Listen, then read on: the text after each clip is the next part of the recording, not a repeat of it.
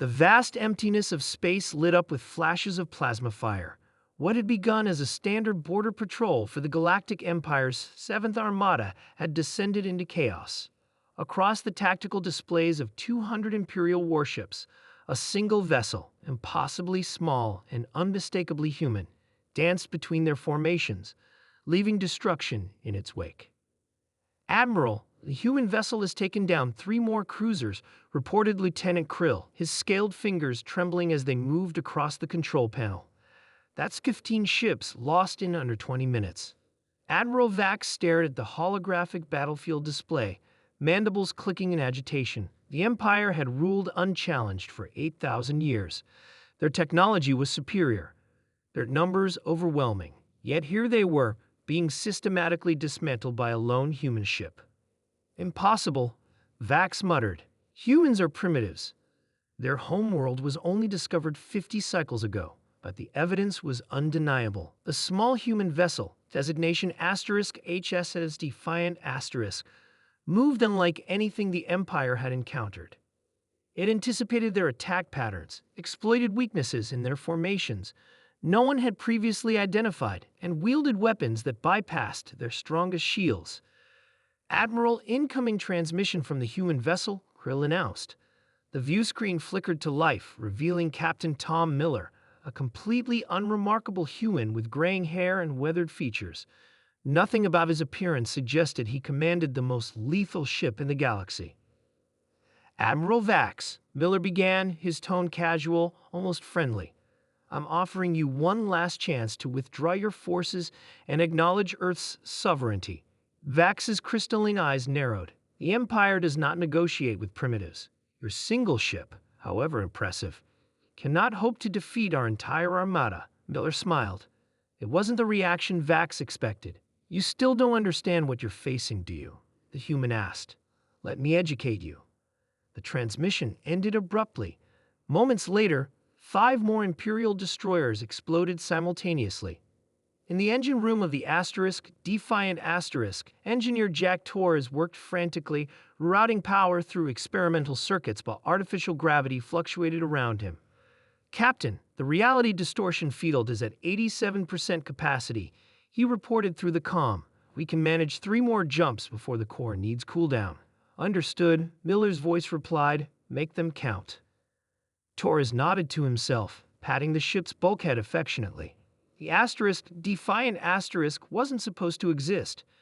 Built in secret after the Empire scouts discovered Earth, it represented humanity's greatest technological achievement and its most desperate gamble. While the Empire had spread across thousands of star systems over millennia, they had evolved slowly, methodically. Humanity, by contrast, had compressed its technological development into centuries, driven by competition, creativity, and an innate talent for warfare that horrified their new galactic neighbors. When the Empire demanded Earth's surrender and integration, humanity's response was the Defiant, a ship designed by combining stolen Imperial technology with human ingenuity and unpredictability. On the bridge, Captain Miller watched the tactical display with Lieutenant Anna Reed at his side. "The Imperial formation is breaking," Reed observed. "Their left flank is exposed." Miller nodded. "Execute Jump Sequence Delta. Target their command ships." The Defiant shimmered and vanished, reappearing seconds later in the midst of the Imperial rear guard. The ship's main weapon, a gravitational distortion cannon jury-rigged from Empire technology and human theoretical physics, fired 5 successive bursts.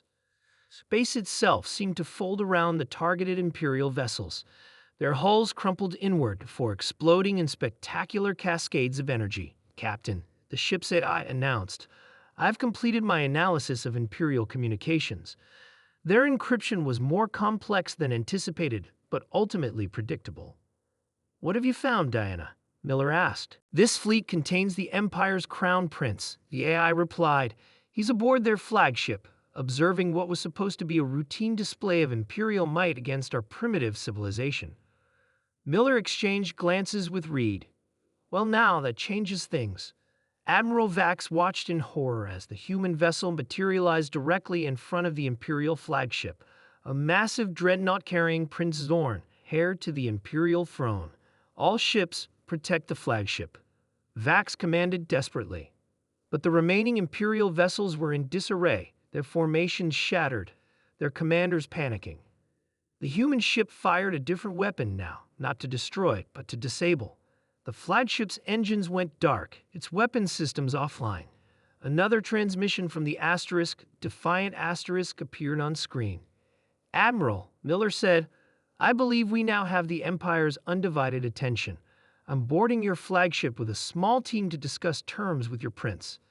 Any aggression will be met with the complete destruction of your remaining vessels."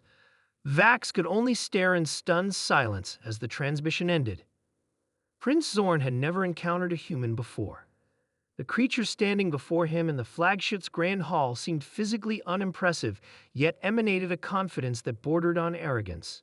"Your Highness," Miller said with a slight bow that somehow managed to seem respectful without being submissive, "humanity has no desire for war with the Empire." "Yet you destroy half our most powerful fleet," Zorn replied, his translucent skin flushing with anger. "A demonstration," Miller corrected.